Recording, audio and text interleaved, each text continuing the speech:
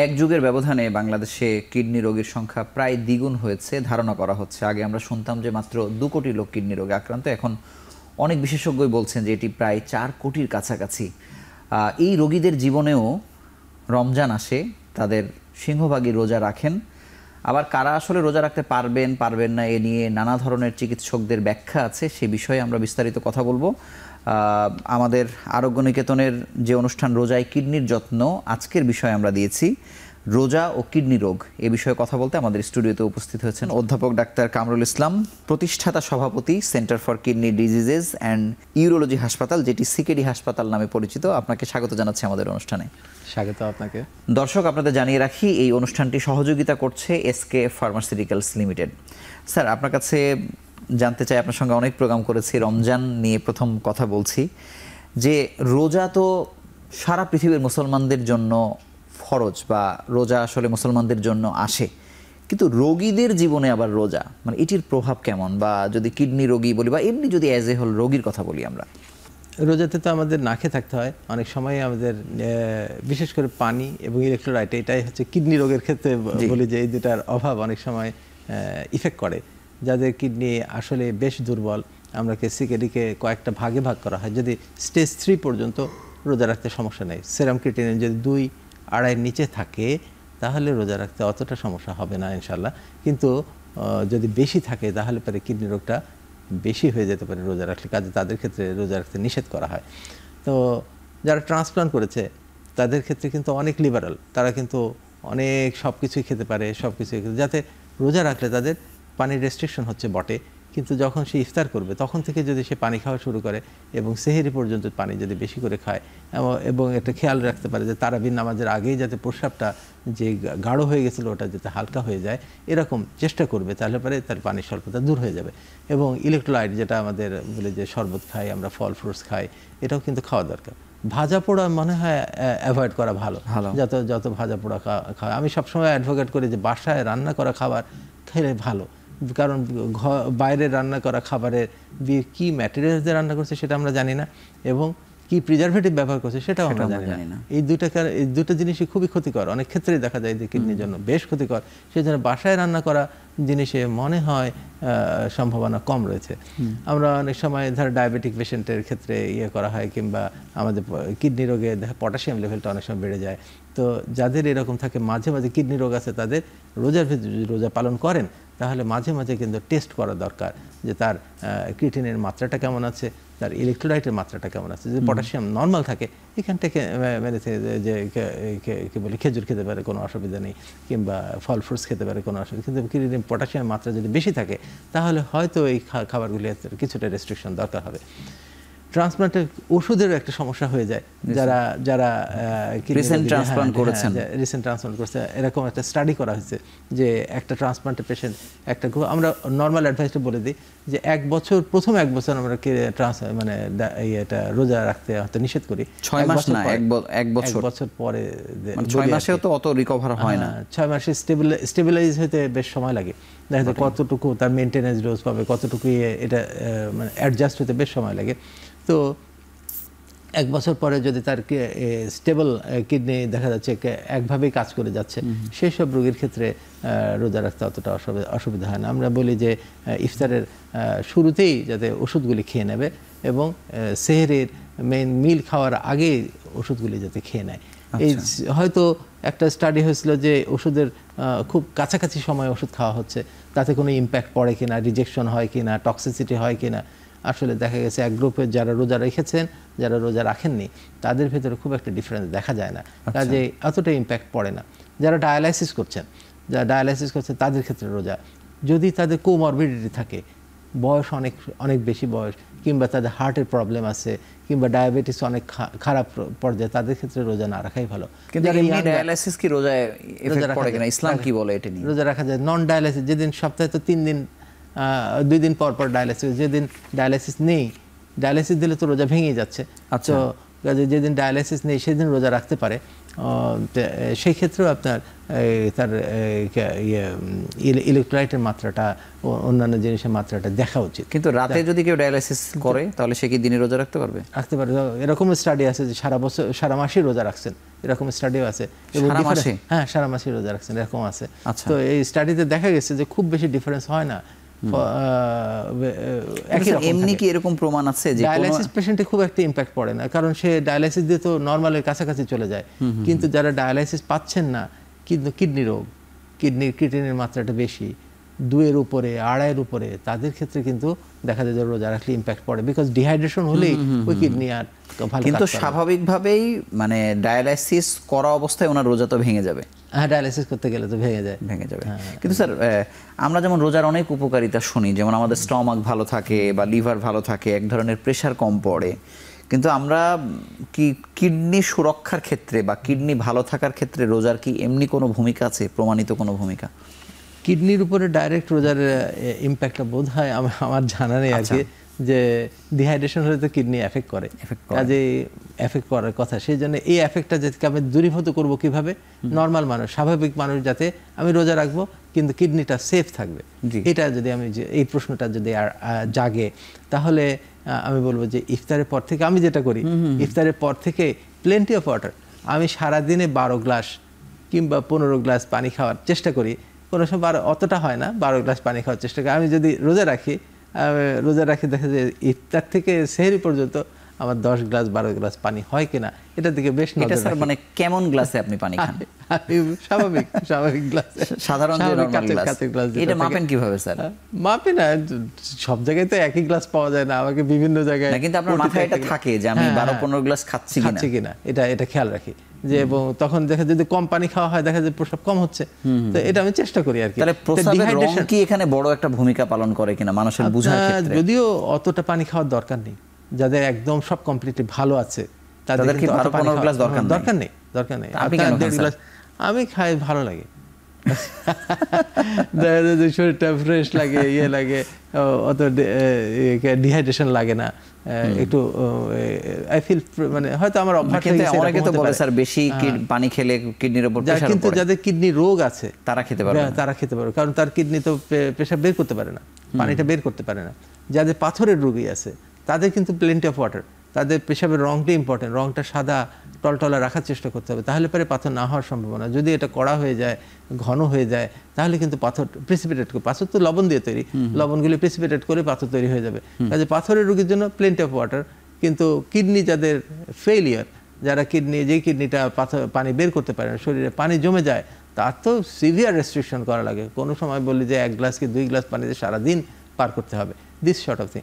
যে এটা ইলেকট্রোলাইটের বিষয় আছে, কারণ কিডনিতে ইলেকট্রোলাইট ব্যালেন্স করে রাখে। যাদের কিডনি রোগ ব্যালেন্স করতে পারছে না, পটাশিয়াম বেশি হয়ে যেতে পারে।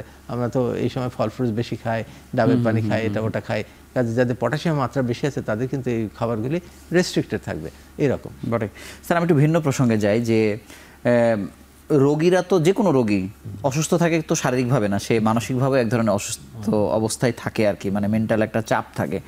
কিন্তু রোজায় যেহেতু তারা রোজা রাখেন, আল্লাহর কাছে একটা চাওয়ার একটা মানে অফুরন্ত একটা সুযোগ, বা যেহেতু এখানে দোয়া বা বরকতের অনেক কথা বলা হয়, মানে এটি কি রোজাদাররাও কি এটাকেও একটা অন্যরকম ব্লেসিং মনে করে কিনা, বা এটির মাধ্যমে সে এক ধরনের প্রশান্তি পায় কিনা, বা এই প্রশান্তি তাকে এক ধরনের আরাম দেয় কিনা? মানে একটা সাইকোলজিক্যাল মানসিক প্রশ্ন আর কি, যে মানসিক যেভাবে নেয়, যে বিলিভ করে যে আসলে যত আমল আছে তার ভিতরে রোজাটা তো বেশ কঠিন, না খেয়ে থাকতে হয় অনেকক্ষণ। সেই জন্য আল্লাহ পাক বলেছেন যে রোজার রিটার্নটা আল্লাহ পাক নিজে হাতে দেবেন। তো কাজে এটা বেশ বড় আমল আমার কাছে মনে হয়। তো সেই থ্রু থেকে হয়তো যিনি রাখছেন সে ফিল করে যে আল্লাহ পাক আমার হয়তো কোনো ত্রুটির কারণে, আমরা তো মনে করি আমাদের রোগগুলি বোধহয় আমাদের ভুলের কারণে কিংবা আমাদের হাতের কামাই, সবসময় কিন্তু তা নয়। অনেক ক্ষেত্রেই আল্লাহর পরীক্ষা হচ্ছে। দেখা যায় এরকম যে অনেক পায়াস ব্যক্তি অনেক সমস্যার ভিতরে আছেন, এরকম দেখা যায়। এটা প্রশ্ন আসে যে আমি এত আমল করি, এত কোনো ইয়েতে নাই, তারপরে আমার এত পরীক্ষা কেন? একটা ছোট্ট উদাহরণ দেই। আমরা যখন পরীক্ষা দেই, এক্সামিনেশনে দেখা যাচ্ছে ছাত্রটা খুব ভালো উত্তর দিচ্ছে, তখন এক্সামিনার করেন কি, আরেকটু কঠিন প্রশ্ন করেন, সেটাও পেরে যাচ্ছে, আমাদের জীবনে আমরা আরেকটু দেখেছি এরকম। কঠিন প্রশ্ন করেন, সেটাও পেরে যাচ্ছে, তখন তাকে অনার্স মার্কস দেন, করেন, মনে হয় আল্লাহ পাক ওই ব্যক্তিকে আরো অনার্স দেখার মার্কস চেষ্টা দেবেন, করেন। হয়তো অনেক প্রতিদান দেবেন, সেই জন্য তাকে পরীক্ষা করছেন, একটার পর একটা পরীক্ষা। এটা হতে পারে। কাজে সবসময় আমরা এটা মনে করা ঠিক নয় যে আমি একটা বিপদে পড়েছি কিংবা আমার একটা অসুখ হয়েছে, সেটা আমার হাতের কামাই নাও হতে পারে। এটা হতে পারে আমাকে পরীক্ষা হচ্ছে, আমাকে এখানে ধৈর্যের পরীক্ষা দেয়। ধৈর্যের পরীক্ষা খুবই কঠিন, জিহাদের পরেই মনে হয় ধৈর্যের স্থান, ধৈর্যের পরীক্ষার স্থান। তো এটা হতে পারে। কিন্তু রোজা আসলে মানে আপনার কাছে রোজার ব্যাখ্যা কি রকম? রোজা আপনার মানে আপনি কিভাবে এনজয় করেন? চিন্তা করেছিলাম যে আমরা অনেক সময় আপনার চেম্বারে গেলেও শুনি যে আপনি রোজা আছেন বা রোজা করার প্রবণতা আপনার মধ্যে আছে, মানে রোজার ব্যাপারে আপনার ব্যাখ্যা জানতে চাই। রোজা আমি আগে অত রোজা রাখতাম না, রোজার সময় রাখতাম, ইদানিং একটু বেশি রাখা হয়। তো দেখলাম খুব ভালো লাগে, শরীরটা অনেক রিফ্রেশ করে দেয়, অনেক ইয়াঙ্গার মনে হয় আমার মানে কাছে। সাধারণ দিনের থেকে রোজার যে দিন, মানে আপনার পার্থক্য কেমন? আমি কাজে অনেক মানে শক্তি মনে হয়, শক্তি যোগায়। আশ্চর্য, উল্টা আমি রোজায় না খেয়ে আছি কিন্তু উল্টা আমি অনেক ফিল মানে ফ্রেশ লাগে, অনেক বেটার ফিল করি, রিয়েলি বেটার ফিল করি। আমি শুধু আধ্যাত্মিক না, আমি একদম রিয়েল, আমি চিন্তা করে বলছি। কিন্তু আমি অন্য চিন্তা করি, অন্য সাইড থেকে যদি চিন্তা করি যে আল্লাহ পাক রোজাকে কেন ফরজ করলেন, যে আমরা আমার বাচ্চা কাচ্চাকে আমি অনেকক্ষণ না খেয়ে থাকুক এটাকে চাইবো না নিশ্চয়ই, তাই না? তা আল্লাহ পাক মানুষকে কিন্তু খুব ভালোবাসেন, তার একটা ক্রিয়েচার, সব মানুষই তার সৃষ্টিকে খুব ভালোবাসে, তো ভালোবাসেন। তো এই ভালোবাসার পাত্রটাকে কেন না খাইয়ে রাখছেন? না খাইয়ে রাখা একটা আমল করলেন কেন? এটা তো জরুরি না, খুব একটা না। কোরআন শরীফে এক জায়গায় আছে যে এই ক্ষুধার্ত কিংবা রোজা মানুষের প্রবৃত্তি দলনে অত্যন্ত সহায়ক।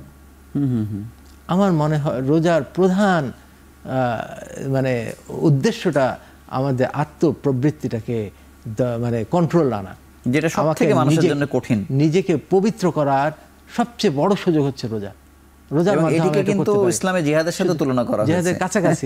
হ্যাঁ, জিহাদের আয়াতের পাশেই আমি দেখছি সবরের, যে হ্যাঁ রোজা না সবর, মানে মানুষের মনকে কন্ট্রোল করা, এটা এক ধরনের জিহাদের কথা বলা হয়েছে। জিহাদ তো এই থ্রু থেকে মনে হয় যে পবিত্র করা একটা প্রধান উদ্দেশ্য। দেখেন রমজান মাসে অনেক অন্যায় কাজ কমে যায়।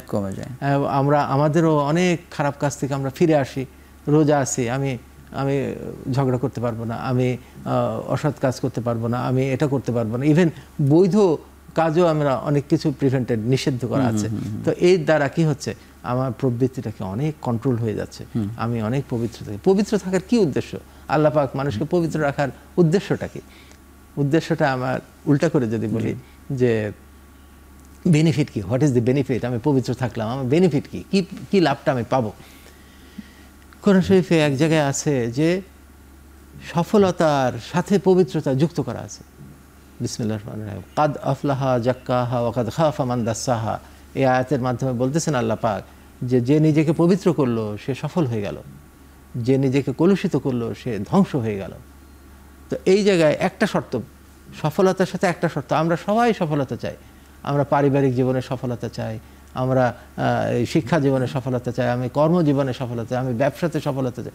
সব জায়গায় সফলতার মূল জিনিস হলো পবিত্রতা। যে যত পবিত্র থাকবে সে সফল হবেই। এটাতে একটা পারিবারিক জীবনের কথা যদি চিন্তা করেন, হাজব্যান্ড আর ওয়াইফ যদি পবিত্র থাকে, তার সন্তানগুলি পবিত্র হবে, তাদের ভিতরে যে বন্ডেজ হবে, হাজব্যান্ড ওয়াইফের যত মনোমালিন্যই আসুক না কেন, যত কষ্টই আসুক না কেন, যত অসুবিধায় পড়ুক না কেন, তারা যদি পবিত্র থাকে, এই বন্ডেজটা এত স্ট্রং হবে, ইট নেভার বি সেপারেটেড। আজকে অনেক বিবাহ বিচ্ছেদ দেখা যায়, প্রধান কারণ দেখেন আপনি, মনে হয় 90% এই পবিত্রতার ঘাটতি রয়েছে। কাজে একটা কোরআন শরীফে একটা আয়াত আছে যে সচ্চরিত্র পুরুষের জন্য সচ্চরিত্র নারী নির্ধারণ করা আছে, সচ্চরিত্র নারীর জন্য সচ্চরিত্র পুরুষ নির্ধারণ করা আছে।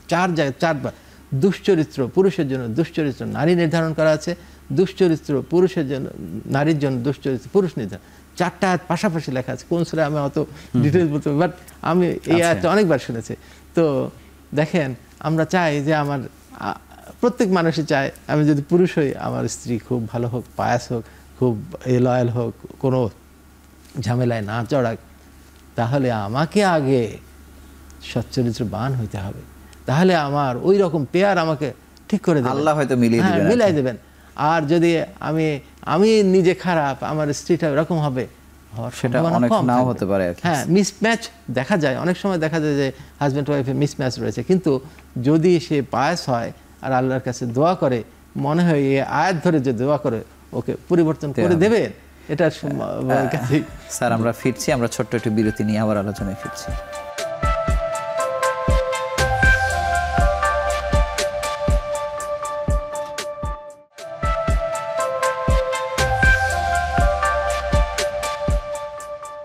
অধ্যাপক কামরুল ইসলাম, আপনার কাছে জানবো যে আপনার হাসপাতালে আপনি তো প্রচুর রোগী ডিল করছেন, কিডনি রোগীরা যারা একই সঙ্গে ডায়ালাইসিস নিচ্ছে, যাদের ট্রান্সপ্লান্ট হচ্ছে, রোজার প্রবণতা রাখতে পারবেন না, রাখা উচিত না, কিন্তু তারপরেও রাখতে চাই, এরকম রোগীদেরকে আপনারা কি বলেন, কি বলে থাকেন? যখন এরকম প্রশ্ন ওঠে আমাকে অবশ্যই সায়েন্টিফিক বেসিসেই কথা বলতে হয়, কারণ এটা তো যেটা আমরা স্টাডি করে পেয়েছি সেটা তো অবশ্যই তার কাছে ডিসক্লোজ করতে হবে, এবং যদি সায়েন্টিফিক বেসিস থাকে তখন সেটা কিন্তু ওজোরে কিন্তু কোনো কিছুই আল্লাহ পাক মানে একেবারে মানে ফরজ করেননি, অনেক কিছুই কিন্তু লিবারাল করে দিয়েছেন। কাজে এই মেসেজটাতে তাকে দিয়ে দিই যে এটা করলে এটা হতে পারে, এটা যেহেতু এটা হওয়ার সম্ভাবনা হয়েছে, আপনি এটা না করে অল্টারনেটটা হয়তো কোনো আলেমের কাছ থেকে শুনে কি করা যেতে পারে এটা করা যায়, এই পরামর্শই দেওয়া উচিত। আমাকে আলেমরা রোজ মানে এই রোগীদের ক্ষেত্রে বা কিডনি রোগীদের ক্ষেত্রে কি ধরনের গাইডলাইন দিয়েছেন, বা কোনো ওইরকম যাদেরকে আপনি ট্রাস্ট করেন তাদের পক্ষ থেকে কি ধরনের তথ্য পান?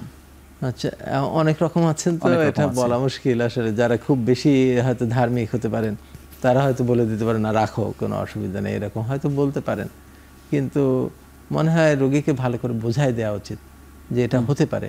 আচ্ছা, তারপরেও যদি রাখে তাহলে পারে, অনেকে আছে যে বাই ইমোশন রেখে দেয়, তাহলে আমরা বলি যে খুব কুইক সাকসেশনে তার পরীক্ষা করুক, যাতে এটা ডিটোরেট করছে কিনা, তার রোগটা খারাপের দিকে যাচ্ছে কিনা, তাহলে আগেই ধরা পড়বে, তাহলে আগে থেকেই তাহলে বাদ দিতে পারবে রোজাটা। এটা একটা পরামর্শ হতে পারে। অনেকে আছে না যে না আমার যা হয় করব, আমি রোজা বাদ দেব না। কিন্তু এমনি কি দেখেন, মানে 1 মাস রোজা রাখার পরে আপনাদের কাছে যে রোগীরা বহু বছর থেকে আপনার ওখানেই ডায়ালাইসিস করতেছে, তাদের মানে কোনো রোজার পরের প্রবণতাগুলো কেমন দেখেন? আমি ডায়ালাইসিস পেশেন্ট তো সাধারণত নেফ্রোলজি দেখে, ট্রান্সপ্লান্ট পেশেন্টের যেরকম দেখছি, ট্রান্সপ্লান্ট পেশেন্টের কিন্তু আসলে কোনো খুব একটা ইম্প্যাক্ট নেই। আচ্ছা, প্রথম বছরটা আসলে অনেক কষ্ট হয়, কারণ প্রথম বছরের রোজা না রাখাই ভালো, কারণ ডোজ অ্যাডজাস্টমেন্টে অনেক সময় লাগে, 6 মাস প্রায় লেগে যায়, 3 মাস তো লাগেই, তারপরে অনেকে 6 মাস লেগে যায়, তারপরে হয়, কাজে অ্যাডজাস্টমেন্টের সময় লাগে। 1 বছর হয়ে গেলে সে কিন্তু রোজা রাখতে পারে। ট্রান্সপ্লান্ট পেশেন্ট তো অনেক লিবারাল, সে তো স্বাভাবিক মানুষের মতো, একদম নর্মাল মানুষের মতোই থাকে। তার ওষুধ খাওয়াটা যাতে ঠিক থাকে, তার পানি খাওয়াটা যাতে ঠিক থাকে, ইফতারের পর থেকে সেহরি পর্যন্ত বেশ অতিরিক্ত, কারণ ট্রান্সপ্লান্ট হয়ে গেলে তার অতিরিক্ত পানি খাওয়া দরকার হয়, তাহলে পরে কিডনিটা ভালো থাকে, যেটা আবার ডায়ালাইসিসের পেশেন্টের ক্ষেত্রে কম লাগে। উল্টা পেশেন্ট তো, কাজে এই জিনিসগুলো একটু করলে ভালো হয়, এবং ইম্প্যাক্ট খুব একটা নাই কিন্তু আমরা পাওয়া যায় না।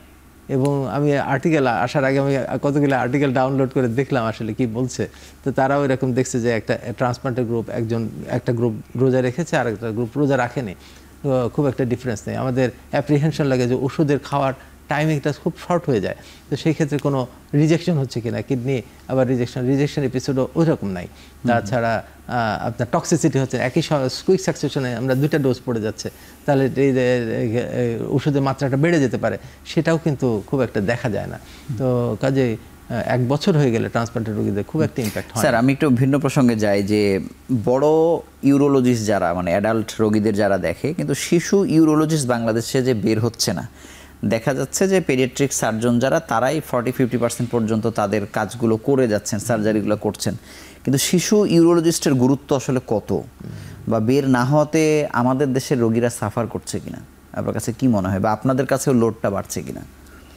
আসলে প্র্যাকটিক্যালি আমার যেটা মানে শিশু ইউরোলজি কতগুলি ডিজিজ আছে খুবই easy, it can be treated by paediatric surgeon, অথবা খুবই ইজি, পাইলোপ্লাস্টিও এখন তো ইজি হয়ে গেছে, কিন্তু কিছু রোগী আছে it is not possible, even একজন ইউরোলজিস্টও আমরা হিমশেম খেয়ে যাই। যেমন সেই রোগগুলো কি? নিউরোপ্যাথিক ব্লাডার, ছোট বাচ্চা, সে ভয়েডিং ডিফিকাল্টি, নিউরোলজিক রিজনে হয়তো ভয়েড করতে পারছে না, সেটা বিভিন্ন নিউরোলজিক প্রবলেম আছে, ব্লাডারটা অনেক হাই প্রেশার হয়ে গেছে, কিডনি যেটা ড্যামেজ হয়ে যায়, ল্যাটারাল হাইড্রোরোটেন নেফ্রোসিস হয়ে যাচ্ছে, রেনাল ফেলিয়ার হয়ে যাচ্ছে, এই ডিজিজগুলো কিন্তু কেউই ম্যানেজ করে না। আমরাও কিন্তু অতটা ম্যানেজ করা হচ্ছে না। এটা পিডিয়াট্রিক সার্জনরা এটা সম্ভবই না। আমরা ইউরোলজিস্টরাই আমরা এই রোগীগুলোকে কিছু করতে পারছি। স্যার এই রোগীরা কোথায় যায়? তারা তো খুবই সাফারিং এর মধ্যে পড়ে। Ultimately they are not getting the appropriate treatment. কিছু হচ্ছে এখন এই বাল্বটা কিন্তু বাড়ছে, কাজে আমাদের পিডিয়াট্রিক ইউরোলজিস্ট যদি পিডিয়াট্রিক ডিপার্টমেন্টে যদি ফিক্স থাকেন তাহলে কিন্তু অনেক ভালো হয়। মানে কোর্সও তো কম, বা তারা যে বের হচ্ছেন পাশ করে সেরকম জায়গাও তো আসলে নেই, খুবই কম। এটা ইউরোলজিস্টের আন্ডারে থাকা। আমি বলি যে ধরেন একটা বাচ্চার নিউরোলজিক প্রবলেম হচ্ছে, নিউরো সার্জারি দরকার। Is it possible for a paediatric surgeon to do a neuro surgery? No, this is not possible. তো একই জিনিস, এই যে নিউরোপ্যাথিক ব্লাডার আমরাই ট্রিটমেন্ট করতে পারি না, পিডিয়াট্রিক সার্জন কিভাবে ট্রিটমেন্ট করে? It is not possible. হ্যাঁ, হাইপোস্পিডিয়াসিস, ইজি হাইপোস্পিডিয়াস ভ্যারাইটিস আছে।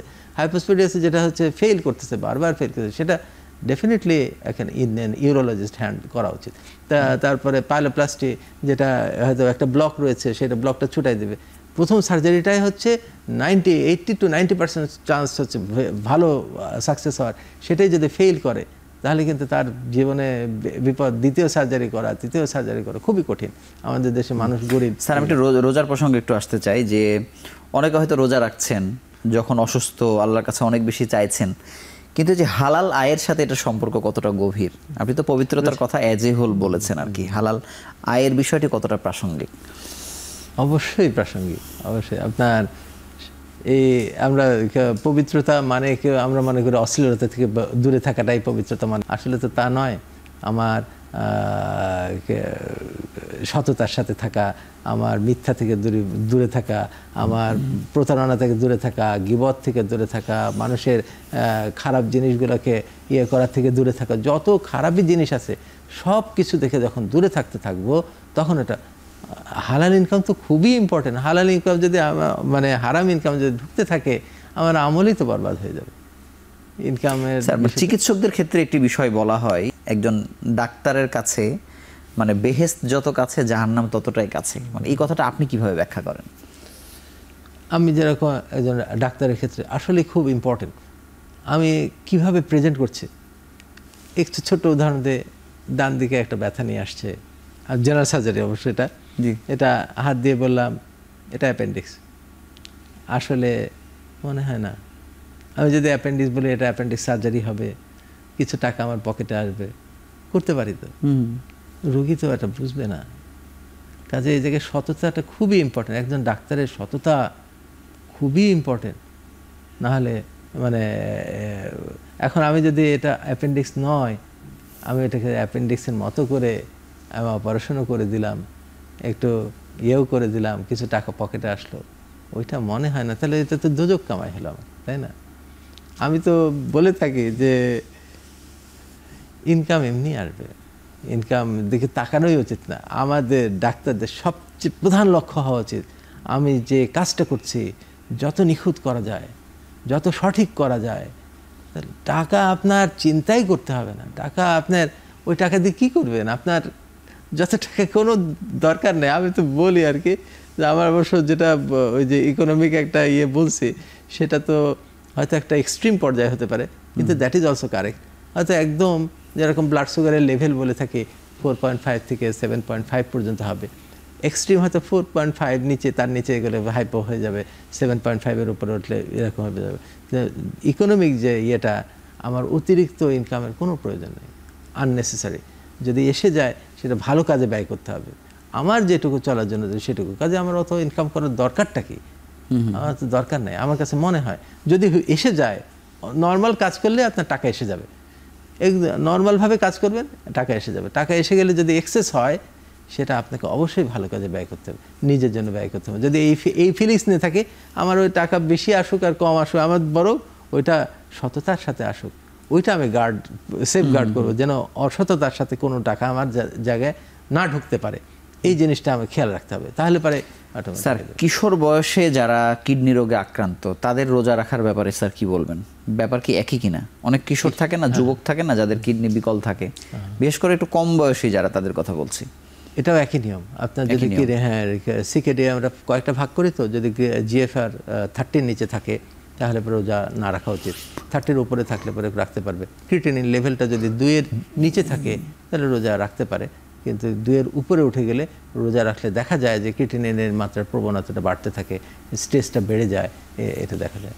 কিডনি ট্রান্সপ্লান্ট ছাড়া আরো কত ধরনের এরকম সার্জারি আপনার করতে হয়, সেগুলো কি? আমার তো হসপিটাল আসলে কিডনি ট্রান্সপ্লান্টটা আমার বেনাভোলেন্ট, কাজে আমার হাসপাতালটা চলেই কিন্তু অন্য সাইডের ইনকাম দিয়ে। আমাদের হাসপাতালে পাথরের রোগে প্রচুর পাথর অপারেশন হয়, মাসে প্রায় 300-র উপরে। বছরে আমার হাসপাতালে এই পর্যন্ত মনে হয় 14-15 হাজার পাথরের অপারেশন হয়েছে। পাথরের যে সিঙ্গেল সার্জারি, ল্যাপারোস্কোপিক হয়, এন্ডোস্কোপিক হয়, ছোটফোটা করে মনে হয় 99% পাথর আমরা এন্ডোস্কোপ দিয়ে করে ফেলে। মানে এদিকে সর্বোত্তম পথ, সর্বোত্তম পন্থা, কোনো সমস্যা লাগে না। হসপিটালে 1 দিন কি 2 দিন থাকা লাগে এবং তাড়াতাড়ি ভালো হয়ে যেতে পারে, কাজে যোগদান করতে পারে। খরচ অতটা না, আর ওপেন করলে যে খরচ পড়ে, 7 দিন থাকতে হয়, অনেক আমাদের টিম বড় লাগে, আর এন্ডোস্কোপিক সার্জারিতে টিম ছোট লাগে।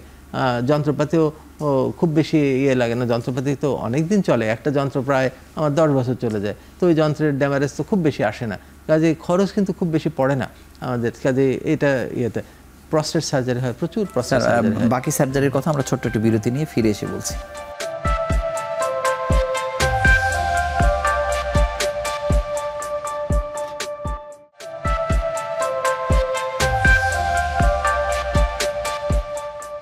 অধ্যাপক কামরুল ইসলাম, আপনার কাছে জানবো যে আপনি কিডনিতে পাথর অপসারণের কথা বলছিলেন, কিন্তু সব কিছুই হয় হচ্ছে আপনি যে পদ্ধতির মাধ্যমে করেন, মানে আবারও পাথর হওয়ার চান্স থাকে কিনা? There is a 30% chance next 10 years. কেন কোনো স্যার? পাথরের রোগী, এটা মানে স্ট্যান্ডার্ড একটা স্টাডিতে দেখা গেছে যে কোনো পাথরের রোগী কিন্তু নেক্সট 10 ইয়ার্সের ভিতরে আবার পাথর হওয়ার সম্ভাবনা 30% প্রায়। তো এটা যাতে কমানো যায়, হতে পারে নর্মালি যাদের হবে, যাদের বডির মেকানিজমে তার হচ্ছে পাথর তৈরি করার প্রবণতা বেশি, তো সেগুলোর কারণ অনেক সময় বের করা যায় যে কি কারণে পাথর বেশি বেশি হচ্ছে। কারো ইউরিক অ্যাসিড লেভেল বেশি, কারো ক্যালসিয়াম বেশি হচ্ছে, ক্যালসিয়ামের মাত্রায় বেশি, অথবা ক্যালসিয়াম ইউরিন দিয়ে বেশি বের হয়ে যাচ্ছে, ওটাই প্রিসিপিটেট করে পাথর হয়ে যাচ্ছে। কারো পানি খাওয়ার প্রবণতা কম, কেউ হয়তো বিদেশে আছে, কেউ হয়তো পুলিশে চাকরি করেন, যাদের ডিহাইড্রেশন খুব বেশি হয়, তাদের ক্ষেত্রেও কিন্তু পাথরের। বিদেশের সাথে সম্পর্ক কি স্যার? বিদেশে আমাদের যে মিডল ইস্টে অনেকেই কাজ করেন, তাদের কিন্তু অনেক পাথরের রোগী নিয়ে, মানে পাথর হয়ে আমাদের দেশে আসে, আবার চিকিৎসা করে যায়। মানে ওখানকার তার কর্মক্ষেত্রের সাথে পাথর প্রবণতার কোনো সম্পর্ক? ওখানে তো হেভি ডিহাইড্রেশন, আপনি এত পানি খাওয়া লাগে, আপনার পেশাব মানে সাদাই করা যায় না, সবসময় লাল লাল পেশাবই হতে থাকে। তার যদি শরীরে কোনো একটা, আমাদের পাথর যাতে না হয়, আমাদের বডি থেকে তো অনেক জিনিস দেওয়া আছে যেগুলি পাথর না হওয়ার, কোনো একটা উপাদান যদি কম থাকে তাদেরই কিন্তু পাথর হয়। ওই উপাদানটা সাইট্রেট লেভেল যদি কম থাকে, তারপর আরও কিছু আছে, এইসব জিনিসপত্র যদি কম থাকে তাদের একমাত্র উপায়, ওইসব জিনিস তো খেলেও যে বাড়ে তা কিন্তু না। সেই জন্য ওইসব ক্ষেত্রে আমাদের পানির পরিমাণ বাড়িয়ে দিলেই এই প্রবণতাটা কমানো যায়, 50% কমানো যায়। স্যার, পাথর অপসারণ ছাড়া আর কি কি সার্জারি আপনাদের এখানে? আমাদের ওখানে প্রস্টেট সার্জারি, প্রস্টেট তো একটা বড় অংশ, বয়স্ক মানুষের সংখ্যা বাড়ছে, প্রস্টেট সার্জারি প্রচুর হয়। Prostate, normal prostate, cancer prostate, এগুলা। তারপর ক্যান্সারও প্রচুর, kidney cancer, urothelial cancer, bladder cancer, prostate cancer, এগুলি সব ক্যান্সারের সার্জারি। ক্যান্সারের কতটুকু ট্রিটমেন্ট আপনারা দিতে পারেন স্যার?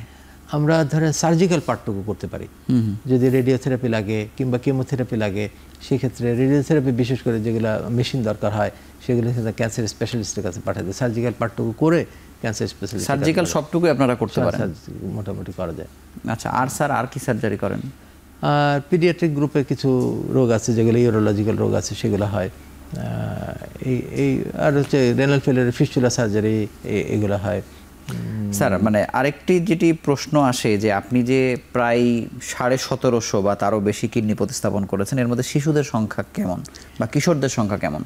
আমাদের যে শিশু বলতে যে 18 বছরের নিচে, যদি এই প্যারামিটার ধরি, এই ক্যাটাগরিতে আমাদের প্রায় 40+ শিশু অপারেশন হয়েছে। খুব বেশি না। কেন স্যার? খুব বেশি না। শিশুদের তো আসলে রেনাল ফেলিওরের সংখ্যাও তো কম থাকে, এবং আমরা যেগুলো করেছি আসলে আমার কাছে বলতে ইচ্ছা করে না যেগুলো আমরা রিয়েল পেডিয়াট্রিক, যেগুলো চ্যালেঞ্জিং পেডিয়াট্রিক সার্জারি, সেগুলো কিন্তু আমাদের এখানে করা হয় না। ধরেন একটা 10 বছরের বাচ্চা রেনাল ফেলিওর ডেভেলপ করছে, তার কিন্তু আসলে ডিফিকাল্ট, কারণ ছোট বাচ্চা, সাইজ ছোট, ওই একটা বড় কিডনি স্থাপন করা যায় না, আর তাদের ইমিউন রিয়াকশনটা অনেক বেশি হয়, এটা কন্ট্রোল করতে অনেক সমস্যা হয়। এইসব কারণেই তারপরে নিউরোপ্যাথিক ব্লাডার থাকে, অনেকেরই দেখা যায় ব্লাডারটা ঠিক না, আমি যে কিডনিটা লাগাবো ওই কিডনিটাও দেখা যাবে যে কয়দিন পরে ফেল করতেছে। এইসব কারণেই করা হয় না। তবে আমরা করেছি, একটা ছোট বাচ্চা আমরা মেশ রিপেয়ার করছি, দেখা যায় কিডনি বসালে ওইটা আর ঢাকা যায় না, এই মাসেল দিয়ে আসে না, টাইট হয়ে যাচ্ছে, সেই ক্ষেত্রে আমরা মেশ দিয়ে করেছি, ভালোই, খারাপ না। আমাদের আসলে পেশেন্ট লোডের কারণে আমাদের হয়তো করা হয় না। এত এই শিশু কিডনি রোগীরা আসলে কোথায় যায় তাহলে? তারা কি দেশে করতে পারে না? অনেকেই কিন্তু করতেই পারতেছে না, কিছু হয়তো। এখানে তো শিশু ইউরোলজিস্টের ভূমিকা ব্যাপক। অবশ্যই অবশ্যই। স্যার, এই আপনি হাসপাতাল চালাচ্ছেন বহু বছর হলো, প্রায় 17 বছর হয়েছে কিনা আমি জানি না সংখ্যাটি কত, মানে আপনার এই হাসপাতালের মানে পরিসর কত বেশি বাড়ছে? বা একটি প্রশ্ন চিকিৎসকদের মধ্যেও আছে যে একটা মানুষ তো সারা জীবন পৃথিবীতে আসলে থাকবে না, মানে এই যে একটা সেন্টার এত বছর ধরে আপনি তৈরি করলেন, এটা কারা টেনে নিয়ে যাবে ভবিষ্যতে? এটা নিয়ে আপনি কিছু ভাবেন কিনা? এটা মাঝে মাঝে মনে প্রশ্ন আসে যে if it happens something to me, how it will run. Very difficult, এখনো ওই পর্যায়ে যেতে পারিনি। ওই পরিকল্পনা এখনো করেন নাই? বারডেমের মতো একটা পরিকল্পনা করা উচিত আমার কাছে মনে হয়, যে বারডেম যেভাবে চলছে, যে ইব্রাহিম স্যার নাই, এখনো তো অনেক ভালো চলছে, বরং অনেক প্রসার ঘটছে। ধরেন হার্ট ফাউন্ডেশন চলছে, এই ধরনের জিনিসপত্র এখন হয়তো চিন্তা করার বিষয় আসছে। আমরা কেন চিন্তা করছেন না, মানে এটি আমাদেরও প্রশ্ন। প্রবলেম কি, আমরা এখানে অনেক সার্জনকে, সার্জিক্যাল হ্যান্ড কিন্তু অনেক তৈরি হয়েছে আমার প্রতিষ্ঠানে। এক সময় আমি যখন চাকরি ছেড়ে দিই, অনেকে আমাকে বলেছিল যে তুমি চাকরি ছেড়ে দিয়ে নিজের মতো করে করতেছো, অনেক ট্রেন তো তৈরি করতে পারবে না। কিন্তু এখন দেখতে পাই অনেকেই আমার এখান থেকে ট্রেনিং। আমার এরকম কতজন স্যার বের হয়েছে আপনার সাথে ক্লোজ? অনেকজন এখন অনেক সার্জারি করতেছে, হয়তো ঢাকার বাইরে তারা পোস্টিং হয়ে গেছে, তারা ওখানে কাজ করতেছে। আমার ঢাকার ভিতরে তারা প্রতিস্থাপন করছেন না, অন্য ট্রিটমেন্ট করছে, অন্য প্রতিস্থাপনেরও আমাদের এখন, আগে আমার ফুল সবকিছুই করা লাগতো, এখন অনেক জিনিসই পার্ট, তো প্রতিস্থাপনে তো অনেক পার্ট। হয়তো ডোনার সার্জারি, কিডনিটাকে ভালো করে রিসেক্ট করতে হবে, ভালো করে ডিসেকশন করতে হবে, এবং ওটা যাতে কিডনি ভালো থাকে সেই অবস্থায় তুলতে হবে, ওটাকে পারফিউজ করতে হবে, ভেইন লাগাতে হবে, আর্টারি লাগাতে হবে, ইউরেটার লাগাতে হবে। এই কাজগুলি করার মতো অনেক হ্যান্ড তৈরি হয়ে গেছে। আই নো দেম, যে দে আর কম্পিটেন্ট হ্যান্ড। তো এই যে এই তৈরি করা কিন্তু হচ্ছে ওখানে। এটা স্যার, প্রবলেম ইজ, আমি বলি প্রবলেম বলাটা কি সঠিক হবে কিনা জানি না। Making hands is easy, making heart is very difficult. এটা আমার সঙ্গে অনেকেই, আমার সঙ্গে অনেক দিন কাজ করেছে বলে হয়তো তারে হয়তো ওই রকম একটা feel for the patient, feel for the আমাদের দেশের পেশেন্টের জন্য আমি ফিল করা। আমি কতটুকু পরিশ্রম করলো সেদিকে তাকাই না, আমি কতটুকু আউটকাম হলো সেদিকে তাকাই। আমার চিন্তা যে সব স্টাফদের বেতন যাতে হয়ে যায়, আমার পকেট থেকে যাতে না চলে যায়, এরকম। আমি একেবারে প্রফিট করে অনেক বড় করবো এরকম নয় আমার চিন্তা। তো সেই জন্য ওই রকম লাইক মাইন্ডেড লোক পাওয়া খুব কঠিন, খুবই ডিফিকাল্ট হবে। আর স্যার, এই রমজানের সময়সূচিতে কেমন পরিবর্তন হয় আপনার হাসপাতালে? মানে আপনি যে সিস্টেমে পরিবর্তন হবে, আমাদের ধরেন এখন ট্রান্সপ্লান্ট আমরা শুরু করি হয়তো বেশ সন্ধ্যার পরে, রাত 12টার দিকে হয়, তখন তো আমাদের তারাবির প্রশ্ন আসবে। আমরা চেষ্টা করি যে তারাবির আগেই যাতে আমাদের ট্রান্সপ্লান্ট প্রোগ্রাম শেষ হয়ে যায়। আমাদের একটু এই জিনিসগুলো কাউকে আমাকে ফলো করতে হবে সেটা নয়। আমার হয়তো ওই প্র্যাকটিক্যাল সুবিধা হয় দেখি যে রাতে কাজ করতে অনেক আনডিস্টার্ব, খুব কুল পরিস্থিতি, কেউ ডিস্টার্ব করে না, একদম ঠান্ডা মাথায় কাজ করা যায়। সেই জন্য আমি রাতটাকে প্রেফার করি। রাতে অনেক আমলও করা যায়, আল্লাহ রাতের আমলকে অনেক গুরুত্ব দিয়েছেন, এটাও একটা সুবিধা। ফজরে ওঠার কোনো প্রশ্ন আসে না, আলাদা করে নাই। আমার ফজরের আজান পড়তেছে, আমি নামাজ পড়ে ফেলতে পারতেছি। স্যার, এটা এই রুটিনে আপনি কত বছর ধরে আছেন? অনেক দিন হয়ে গেছে, প্রায় 17 বছর ধরে এই রুটিনে আছেন। আগে অত ছিল না, যখন কাজের পরিধি বাড়তে থাকে তখন দেখা যায় যেতে যেতেই রাত হয়ে যাচ্ছে, তো খাওয়া-খাওয়াই সকাল। স্যার, আপনি কি মনে করেন যে যেই পলিসিতে আপনি চলেন, এই যে রাত জাগা, এর অনেকগুলো সুবিধা আছে, কিন্তু আপনি কি শারীরিকভাবে কোনো অসুবিধা ফিল করেন? অভ্যাস হয়ে গেছে। একটাই অসুবিধা হয় যদি কোনো প্রোগ্রাম থাকে, অনেকেই প্রোগ্রাম করতে চান সকালে আমার দেখা যায় যে আমি তখন ঘুমানোর সময়, বুঝছি, হয়তো দুপুরের পরে আমি উঠে হয়তো চেম্বারে যাই, তো এইটা সমস্যা হয়। তাছাড়া শারীরিকভাবে আমার কোনো ইয়ে হয় না, আমার বডিটা দেখে অ্যাডজাস্ট হয়ে গেছে। এবং আমরা ফজরের পরে এই যে কোরআনের কথা বলি, কোরআন শিখছি আমি এখান থেকে। আমি ওই মোবাইলে সেট করা আছে ফজরের পরে একটা আয়াত সেদিন পড়লাম যে এরকম আছে কোরআন শরীফে ফজর নিশ্চয়ই ফজরের পরে তেলাওয়াত মুখোমুখি হয়। কার মুখোমুখি হয় আমি জানি না, কিন্তু মুখোমুখি হয় এই আয়াতটা। তো তখন মনে হলো যে ফজরের পরে শোনা যায়, তো আমরা ওই সাউন্ড বক্সে চালাই দিই আর ওটি চলতে থাকে। এটাতে কি সুবিধা, আজে বাজে কেউ গল্প করে না, সবাই চুপ করে থাকে, শুনছে আল্লাহর কথা শুনছে আর কাজ করে আর কানের ভিতরে ঢুকতেছে। সব কথা ঢোকে না, যখন ডিফিকাল্ট সময় কিন্তু অন্য কথা ঢোকে না। ডিফিকাল্ট সময় কতটুকু একটা সার্জারিতে মনে হয় টোটাল যদি 1 ঘন্টা সার্জারি হয় 10-15 মিনিটের বেশি ডিফিকাল্ট সময়টা পাস করে না, আর বাকি সময় কিন্তু মানে অনেক leisure period, normal as usual কাজ।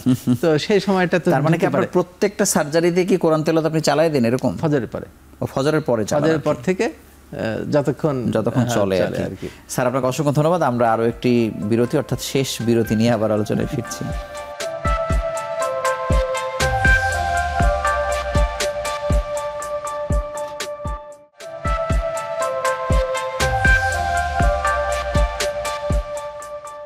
স্যার আমরা রোজার মাসে আলোচনা করছি, এই যে আপনার জীবনের চিকিৎসা দেবার ক্ষেত্রে, হাসপাতাল পরিচালনার ক্ষেত্রে সবকিছুর সঙ্গে ইসলাম জড়িয়ে গেছে, এটির বেনিফিট কি পান আপনি? ইসলাম কি এটা এখন জড়িয়েছে নাকি অনেক আগে থেকেই আপনি এই প্র্যাকটিসের মধ্যে দিয়ে আপনার জীবনযাপন করেন? আমার ধরেন প্রথম যখন আমি চাচার বাসায় ছিলাম তখন কিন্তু এতটা মানে হয়তো নামাজ টামাজ পড়ছি, আমার চাচাতো ভাইদের সাথে আমার খেয়াল আছে ইয়ের সময় এই ওই কি বলে শবে কদরের রাত্রে একসাথে অনেক নামাজ পড়তেছে, পড়েছি। তো কিন্তু ওইভাবে যে খুব ইয়ে করে পড়তে হবে সেরকম না। ক্লাস 7-এ একটা সমস্যা হলো, আমাদের পারিবারিক সমস্যা, একটু কঠিন সময় পাস করতে হলো। তো সেই সময় আমি নানি বাড়ি চলে গেলাম। তো সেই সময় থেকে কেন যেন আল্লাহর প্রতি খুব মনে হয়, খুব যখন ডিফিকাল্ট সময় পাস করে কোনো উপায় নেই আপনার হাতে, তখন আল্লাহ পাকটি শেষ ভরসা, সেটা থেকে আমার মনে হয় স্টার্টিং। তো সেই সময় আমার কিছু বন্ধুবান্ধব তারা বই টই দিত, ইয়ে করতো। আমি অবশ্য কোনো পলিটিক্যাল ইয়েতে আমি জড়াতে চাইনি। আমার কাছে কেন যেন ভালো লাগে, পায়াস ব্যক্তিদের খুব ভালো লাগে। আচ্ছা, আমি এখনও বই পড়ি, পুরাতন বই পড়ি। আমি ইমাম গাজ্জালী রহমতুল্লাহর বই কিংবা একদম অথেন্টিক বই, যাদের ওই বুখারী শরীফ রিয়েল যে ইয়ে আছে, কিংবা মানে যে 6টি হাদিসের কথা বলা হয়েছে বিশুদ্ধ, ইবনে কাসিরের ইয়ে মানে তরজমা, আমি মডার্ন এগুলি আমি পড়ি না, যদিও এটা আমার নিজস্ব, এটা আমার মনের ইয়ে যে তারা খুব পায়াস ব্যক্তি ছিলেন, তারা যখন লিখেছেন অনেক আমল করে লিখেছেন এরকম শুনছি। সেই জন্য আমি ওইগুলোই পড়ি, যাতে করে পড়ার সময়ও খুব একটা পাই না। আমি চিন্তা করি আমার পড়াশোনা, আমার ফিলোসফি যে আমি যদি একটা নেফ্রোলজির বই পড়ি সেটাকেও যত গুরুত্ব দিয়ে পড়ি, কোরআন শরীফ ডেফিনেটলি তার থেকে বেশি গুরুত্ব দেব, কিন্তু নেফ্রোলজি বইটাও খুব গুরুত্বপূর্ণ আমি মনে করি। আমার কাজের দ্বারা আমার মূল্যায়ন হচ্ছে, আল্লাহ পাক আমাকে মূল্যায়িত করতেছে কাজের দ্বারা, রিজিকের ব্যবস্থা হচ্ছে। রিজিক আর ব্যবস্থা আমি কাজ না করলেও করে দেবেন, আল্লাহ পাকের দায়িত্ব তো আমাকে রিজিক দেয়া, কথা বলছেন। কিন্তু কাজের দ্বারা আমার মূল্যায়ন হচ্ছে, আমি সততার সাথে করছি কিনা, আমি ঠিকভাবে করতেছি কিনা, আমি 2 নম্বরে করতেছি কিনা, আমি ভেজাল মেশাচ্ছি কিনা, আমি বেশি প্রতারণা করতেছি কিনা, এই পরীক্ষাগুলি তো আল্লাহ পাক নিচ্ছেন। এইগুলি যদি আমি ঠিক মতো না করি, এগুলি করার ফলে আমি মার্কিং পাচ্ছি, এইগুলি বিচার হবে আমার ধারণা। আমি চিন্তা করি এইভাবে, আমার কাজের মাধ্যমে নামাজ পড়ে যেরকম, নামাজের ভিতরে যেরকম আমার মূল্যায়ন হয় কিছু, কিন্তু কাজের দ্বারা আল্লাহ পাক আমাকে বেশি মূল্যায়িত করেন মনে হয় আমার কাছে। সেজন্য কাজটাকে যতভাবে নিখুঁতভাবে করা যায়, যত ঝামেলা দূরীভূত করা যায়, পবিত্র করা যায়, আমার ওটাই আমল, ওটাই ইবাদত হিসেবে আমি মনে করি। কিন্তু এটাই কিন্তু ইবাদত হিসেবে হয়ে যাবে বটেই। আমি এখন মাঝে মাঝে দোয়াও করি যে আল্লাহ আমার আহালদের ভিতরে যেন এটা আমলে সলেহ হয়ে যায়, আমার এই হসপিটালের কাজটাই যেন আমলে সলেহ হিসেবে, আমাদের ওদেরকে ওইভাবে তৈরি করতে চেষ্টা করব যে এটাই তোমার আমলে সলেহ হবে, এটাই তোমার রিজিকের ব্যবস্থা নিয়ে চিন্তাই করবে না, রিজিক হবেই, এটা কোনো মানে ইয়ে নেই। আমার কাছে মনে হয় ভবিষ্যৎ জীবনে পৃথিবীতে অর্থনৈতিক দৈন্যতার কষ্ট থাকবে না, এত অর্থ হয়ে যাবে। হাদিস শরীফে আছে হয়তো টাকাই বেশি থাকবে, কিন্তু কে সৎ পথে থাকবে কে অসৎ পথে থাকবে সেটি চ্যালেঞ্জ হবে। আজকে সততার কে যেন একজন রোগী বলতেছে আজকে তো এগুলি পাওয়া যায় না, সততা পাওয়া যায় না, সত্যতা পাওয়া যায় না, এগুলি পাওয়া যায় না। স্যার আমি শেষ প্রশ্ন আপনার কাছে করতে চাই যে রমজানের মধ্যেই আমরা আসলে আছি, রমজানে এই কিডনি রোগীদের আপনি বিশেষভাবে আসলে কি বলবেন, কি পরামর্শ দেবেন? কিডনি রোগী যদি রেনাল ফেলিওর গেলে তো বললাম যে আর যারা রেনাল ফেলিওরের প্রশ্নই তো বেশি আসে। জি স্যার। যারা হয়তো ডায়ালাইসিস পাচ্ছেন না, যাদের ক্রিয়েটিনিনের মাত্রা কম আছে তারা কিন্তু রোজা রাখতে পারেন, যাদের বেশি আছে তারা হয়তো রোজা রাখতে পারতেছেন না। এটা আল্লাহ পাকের কাছে, আল্লাহ পাক মাফ করে দেবেন। এটা আমার কাছে মনে হয় না জোর করে রাখা উচিত, যে জোর করে রেখে কিডনিটাকে নষ্ট করা ঠিক না। মনে হয় এটা আল্লাহ পাক ভালো হিসাবে নেবেন না। সেই হিসাবে ডায়ালাইসিস পাচ্ছেন তারা কিন্তু রোজা রাখতে পারেন যেদিন ডায়ালাইসিস নাই, কারণ ডায়ালাইসিস করলে তো ওনার অনেক মাত্রায় কিন্তু যারা রেগুলার ডায়ালাইসিস করেন, অবশ্যই যারা ইরেগুলার করেন তাদের ক্ষেত্রে কিন্তু ডিফিকাল্ট হবে। তারা যদি রোজা রাখতে যায় তাহলে পরে হয়তো অ্যাবনর্মাল কিছু হতে পারে। যাদের বেশি কোমরবিডিটি আছে, তাদের প্রেশার বেশি, হার্টের বয়স বেশি, তাদের ক্ষেত্রে না রাখাই ভালো হবে। ট্রান্সপ্লান্ট পেশেন্ট প্রথম 1 বছর পরে রোজা রাখতে পারেন, অবশ্যই তাকে পানির পরিমাণ বেশি খেতে হবে। ইফতার থেকে সেহরি পর্যন্ত যেন অতিরিক্ত পানি খায় এবং ওষুধগুলো যেন আর্লি খায়, খাবার আগেই ওষুধগুলো খেয়ে নেবে, যাতে করে ওষুধগুলো চট করে আমি মাগরিবের নামাজ পড়ার আগেই বেশি মিল খাওয়ার আগে অল্প কিছু দিয়ে ইফতার করব, সাথে ওষুধটা খেয়ে নিয়ে তারপরে মাগরিবের নামাজটা আদায় করে তারপরে মেইন মিলটা খাই। ভোর রাত্রে যখন ওঠার আগেই উঠে সেরে আগে ওষুধটা খেয়ে নিই, যাতে করে ওষুধটা আমার শরীরে চট করে ভালো করে অ্যাবজর্ব হয়ে যায়। এটা একটা ইম্পর্টেন্ট বিষয়। আর বেশ রেগুলার চেক আপ যেন মিস না হয়, কারণ আমি রোজা রাখার ফলে আমার কিডনিটায় কোনো প্রবলেম সৃষ্টি হচ্ছে কিনা, আমার ট্রান্সপ্লান্টেড কিডনি হোক আর নর্মাল কিডনি হোক, এটা হচ্ছে কিনা এটা একটু চেক করা উচিত। তাহলে পরে আমার কাছে। স্যার আপনাকে অসংখ্য ধন্যবাদ আমাদের সঙ্গে যুক্ত হওয়ার জন্য, এবং আবার আন্তরিক অভিনন্দন জানিয়ে আজকের মতো বিদায় নিচ্ছি। আসলে আপনাকে অভিনন্দন, আমার অনেক জিনিস শেয়ার করার মাধ্যমে মানুষের কাছে পৌঁছাতে পেরেছি। আমি জানি না আমার সব চিন্তাধারা সঠিক কিনা, অবশ্যই আমি বলবো যে আমি নিজেও অনেক সময় যেসব চিন্তা করি সেটাকে ভেরিফিকেশন করি। আমার চেম্বারে অনেক আলেম আসেন, অনেক মুফতি আসেন, যদি কেউ আসেন আমি তাকে আলাদাভাবে বসাই, 10 মিনিট কথা বলি, আমার যেগুলো কোয়ারি সেগুলো ওনার সাথে জিজ্ঞেস করি, কারণ আমার পক্ষে অনেক বই পড়া সম্ভব নয়। সেগুলো যেগুলো ওনারা যদি ভেরিফিকেশন করে দেন তাহলে আমার জন্য সুবিধা। হ্যাঁ, yes this is right, this is not right, তো এটা বেস করে তারপরে করি। স্যার আপনাকে অসংখ্য ধন্যবাদ। এই যে 4 কোটি রোগীর কথা আমরা বলছি কিডনি রোগে আক্রান্ত, এদের সিংহভাগ বেশিরভাগ মানুষই আসলে রোজা রাখতে পারবেন, কোনো অসুবিধা নেই। তবে যাদের রোজা রাখতে পারবেন কি পারবেন না সেটি নিয়ে বিস্তারিত আলোচনা হয়েছে। তারপরেও যারা নিয়মিত চিকিৎসকের ফলো আপে আছেন বা হাসপাতালে যান, তারা চিকিৎসকের পরামর্শ নিয়ে নেবেন যে আপনি ব্যক্তির ক্ষেত্রে আসলে কী ধরনের নিয়মকানুন মানতে হবে বা রোজা রাখতে পারবেন কি পারবেন না, এই বিষয়ে বিস্তারিত জানলে আপনি নির্বিঘ্নে একটি মাস সুন্দরভাবে পালন করতে পারবেন। তো এই ছিল আজকের মতো। আগামী পর্বে আবারও নতুন কোনো বিষয় নিয়ে হাজির হব। সেই সময় পর্যন্ত ভালো থাকুন, সুস্থ থাকুন।